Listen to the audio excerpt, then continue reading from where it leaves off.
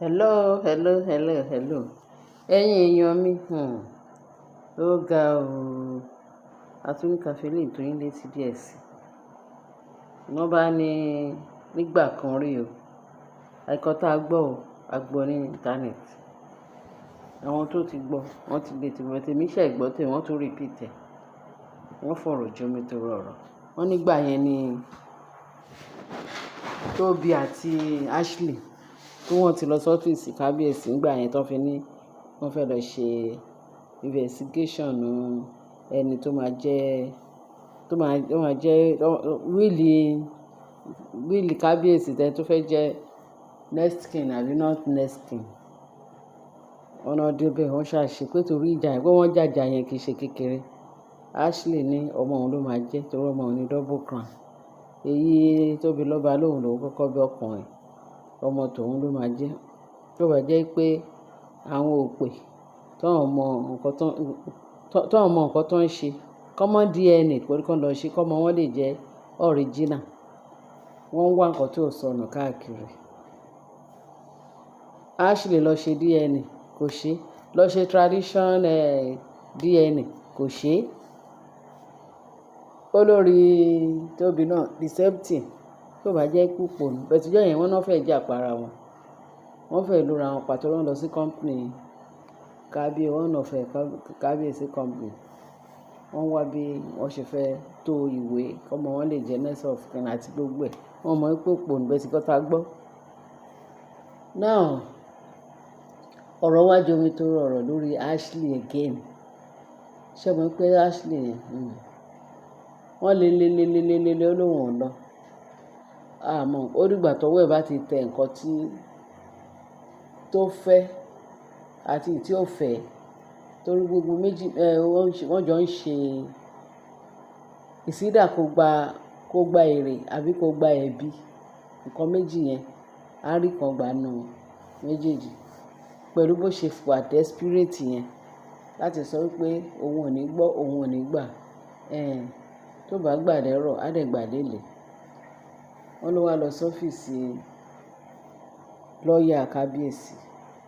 Ṣé mo pé lọ́ọ̀yà kábíyèsí ní ọ̀pọ̀lọpọ̀ lọ́ọ̀yà kì í ṣe lọ́ọ̀yà kan kì í ṣe méjì. Lọ́ọ̀yà property òun ló lọ fún torí òun gbọ́ pé half of gbogbo nǹkan kábíyèsí ó fẹ́ mọ irú àwọn property tí kábíyèsí ti hand over bó ṣe pọ̀ tó bó ṣe kéré tó bóyá gbogbo ẹ̀ ni bóyá ìdajì bóyá ìlàta àbí ìlàrin kò mọ̀ tó kóun lè mọ̀. Ó lọ sọ́fíìsì kábíyèsí ọ́fíìsì lọ́ọ̀yà kábíyèsí rádà. Ó débẹ̀ lọ́ọ̀yà kábíyèsí rádà ló bá bẹ̀rẹ̀ sí ní sọ oríṣiríṣi yẹn Ashley pẹ̀lú lọ́ọ̀yà kábíyèsí. Lọ́ọ̀yà yẹn ní òun ò lè ṣe nǹkan lẹ́yìn kábíyèsí náà. Báwo ni irú ẹ̀ ṣe fẹ́ ṣe é ṣe? Ó ní kó bá òun ó nínú tí ìwà tí kábíyèsí bá wà kábíyèsí ló máa sọ fún ẹ̀ kì í ṣe òun. Pé kóun má lè ṣe bíi pé bóyá òun ń ṣe lọ́ọ̀yà tó mọ ẹ̀tọ́ tó dẹ̀ mọ ètò. Òun ń ṣe lọ́ọ̀yà tí ó mọ ẹ̀tọ́, òun mọ nǹkan tó yẹ kóun ṣe, òun dẹ̀ mọ nǹkan tó òun ṣe. Jẹ́ tí kábíyèsí bá ti fún òun go ahead, no problem. Wọ́n ní before you know it ó ti bẹ̀rẹ̀ sí ní ṣẹ̀dú sí lọ́ọ̀yà o. Wọ́n ló ti ń túrò ó ti ń tún aṣọ ó ti ń ṣe gbogbo yẹn ní kíni. Kí lélẹ̀ Ashley no lòlù. Òun mọ gbogbo nǹkan tó fẹ́ try láti ṣe. Òun ń ṣe bẹ́ẹ̀ òun ń ṣèyàn bẹ́ẹ̀. Láyé èèyàn Ọlọ́run lòun. Wọn ò fi kọ́ òun bẹ́ẹ̀. Gbogbo ètò ṣe yẹn láéláé pé kó wá kúrò lọ́fíìsì òun. Kó wá kúrò lọ́fíìsì òun àìjẹ́ bẹ́ẹ̀. Nǹkan tó ṣe yìí pé gbogbo ayé ló máa gbọ́ o. Wọ́n ní rí lọ́ọ̀yà yẹn ṣe bẹ̀rẹ̀ ariwo. Ó fi pé gbogbo èèyàn Ashley rò pé gbogbo èèyàn lọ Ògún lè máa mú. Ògún ọ̀ràn wá o ẹ má wulẹ̀ sáré ká bẹ́ẹ̀ ni. Ó fi pé gbogbo èèyàn lògún máa mú. Ẹni tó jẹ́ ipò kan ṣiṣẹ́ káàkiri kò mọ̀ pé ògùn ẹ̀ ò lè ṣiṣẹ́ mọ́. Bẹ́ẹ̀ ni. Wọ́n ní bó ṣe wà desperate tó. Ó wà desperate tó jẹ́ pé ogun ẹ̀ kàn bàjẹ́ ni àwọn babaláwo kan fi ń jẹun ni. Tó bá ti dé báyìí wọ́n máa fi jẹun, tó bá ti dé báyìí wọ́n máa fi jẹun. Olúwa o, kéèyàn wà àṣé kò níṣẹ́, tó bá pé ó níṣẹ́ ni.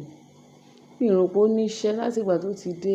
Ó ti ń lọ bí 6 months tó ti dé ṣá, àbí bí 6 or ká ṣáà sọ pé bẹ́ẹ̀ ni, torí àmọ́ time tó dé, àmọ́jọ́ tó dé. Tó fi tijó tìlù, tó fi ṣẹ̀yẹ fún un. Gbogbo wa náà la rí.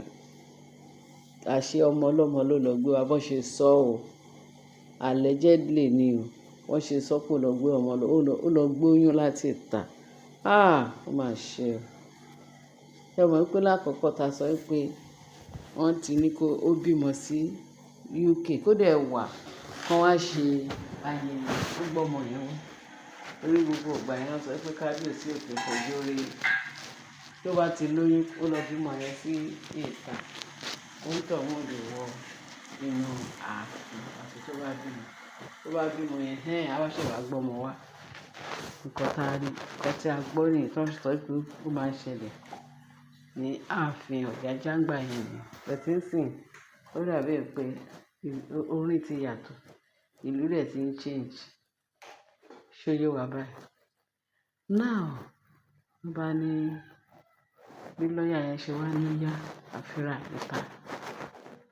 Kò jọ pé ó fẹ́ lù ú, kò jọ pé ó fẹ́ bu, kò jọ pé ìyẹn ò mọ nǹkan tó, ìyẹn jà sọ pé òun ò ṣe irú ẹ̀ o. Àwọn kan lè máa ṣe irú ẹ̀ bẹ́ẹ̀ tó ó ti ṣí Ashley kó bọ́ta. Wọ́n ní bí bọ́ta tí Ashley fẹ́ bọ́ta. Iṣẹ́ kékeré o. Ṣé ẹ mọ̀ pé tó wáyé pé Ọlọ́run tó máa ń pèsè ire fún yàn lọ́nà àrà lọ́nà ìyanu. Torí ẹ̀ ó dá kéèyàn jáwọ́ nù bí kó má ṣe ibi mọ́. Ibi ò da. Ọ̀rẹ́ wa kẹ́ má ṣe bí o. Torí kò pé, ìkà náà ò pé. Ibi ò pé, ìkà ò pé. Oore nìkan la gbọ́ pé ó pé. Láì fọ̀rọ̀ gùn, wọ́n ní bí kábíyèsí ṣe jà. Tó bá gbé bọ̀bọ́ yẹn lọ bẹ̀rẹ̀ sí ní bá ṣe nǹkan, ibẹ̀ ni kábíyèsí máa ká wọn mọ̀. Àṣé bí wọ́n ní bí Ashley ṣòkè ń jáde kúrò nínú company, bó ṣe rí kábíyèsí yẹn pé kíyàn lè kí. Kábíyèsí náà fẹ́ park, ó kọ́ fẹ́ drive ẹ̀. Láì fọ̀rọ̀ gùn, kábíyèsí ní, kí ni Ashley wá ṣe níbí? Kí ni Ashley wá ṣe níbí? Kí ni Ashley wá ṣe bí bọ̀bọ́ yẹn ṣe? Kábíyèsí ṣáà drive out ni. Ló bá béèrè lọ́wọ́ bó ṣe wọlé. Ashley, lọ́ọ̀yà, kí ni lọ́ọ̀yà wá? Kábíyèsí wá béèrè lọ́wọ́ lọ́ọ̀yà pé kí ni Ashley wá ṣe ń pàdé ẹ̀ lọ. So ìyẹn kàn wá ọgbọ́n. Pé wá ọgbọ́n tó bá àwọn nǹkan tó ń tẹ̀lé káàkiri. Ó wá bá wọn fún ìrànlọ́wọ́. Ìyẹn ní kí ni ìrànlọ́wọ́ lọ́ọ̀yà tòun pẹ̀lú Ashley. Kí lẹ jọ papọ̀? Bí yẹn ṣe wá bẹ̀rẹ̀ sí ní sọ. Bó ṣe wá ṣe bẹ́ẹ̀ tí kò sọ fún pé wá seduce òun. Kó sọ pé nǹkan báyìí ló bá nǹkan báyìí. Ìyẹn ní ẹ̀yìn Ashley náà. Kábíyèsí ní kò lè yà wọ́n lẹ́nu. Nǹkan tó ń bá kiri náà nìyẹn. Níyẹn pé Ashley yìí wà lẹ́nu gbádùgbàdù yìí, gbogbo rádaràda tó ń ṣe. Kábíyèsí tún wọ́n mọ̀ pé ìkà, oṣó àjẹ́ ni gbogbo àwọn tó ń kó sí ààfin. Ẹ̀yin èèyàn mi, ẹ jọ̀ọ́ ẹ má jẹ́ ká fọ̀rọ̀ lẹ̀ sọ̀rọ̀. Nǹkan tá a ti mọ̀ lọ́sàn-án ló bá dalẹ́. Tá a ti mọ̀ lálẹ́, a lè sọ pé lọ́sàn-án báyìí pé a tún dà mọ̀ mọ́. Òun lọ̀rọ̀ Ashley. Bó ṣe ń tẹ́, bẹ́ẹ̀ ló ṣe ń kàbùkù. Bó ṣe ń tẹ́ ló ń kàbùkù. Ọ̀rẹ́ ò jọyàn lójúmọ́. Ó kàn ní kí n gbé sí wa létí òkè tó lè mọ bó ṣe ń lọ. Torí ọ̀rọ̀ ò jọyàn lójú. Bàbá sọ wọ́n máa sọ pé àwọn kan máa ní, ṣé ọ̀rọ̀ yìí náà wá news mi? Àti news tuntun, àti gbogbo àti tó ti kọjá àti gbogbo. Àwa máa jẹ́ kí ẹ gbọ́, ká máa update yín. Tá a bá sọ fún yín, báwo lẹ ṣe fẹ́ mọ̀? Ẹ ṣeun ẹ̀yin èèyàn mi. A dúpẹ́ o. Ẹ kú tẹ́tí sí wa. Ẹ jọ̀ọ́ bá mi share, kẹ́ bá mi like, kẹ́ bá mi comment. Kí lẹ ti fẹ́ comment? Ṣé tẹ́tí lórí Ashley? Ọ̀rọ̀ Ashley ò tà wọ́n. Ẹ ṣé gan ẹ̀yin èèyàn, bá mi like, kẹ́ bá mi subscribe, kẹ́ bá mi share. ẹ ṣé gan ni bẹ́ẹ̀ tẹ́ bá ní ìdí kan àti ìdí kejì ẹ jẹ́ káwa náà gbọ́ torí gbogbo alájọ ń kọ́gbọ́n ni ẹ ṣé o bye.